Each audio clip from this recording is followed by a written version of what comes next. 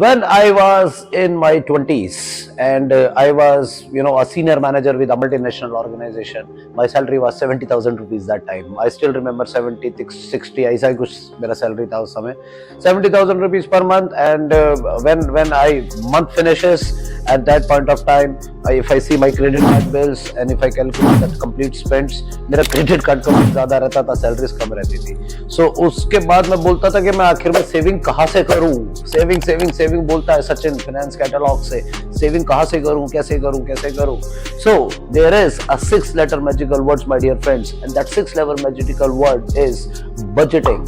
Now what budgeting says? The first step of budgeting here is you have to track your expenses. The moment you track your expenses, you will be able to save money. So there is a formula, magic formula I am giving you. Write this magic formula. It will help you like anything.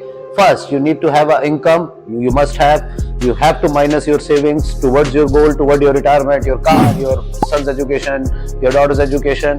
And after deducting that, whatsoever is left over for you is your expenses. Don't fool yourself to make more expenses than you earn. If you make more expenses than you earn, you will not be able to make money. Let your money work for you as hard as you work. Thank you.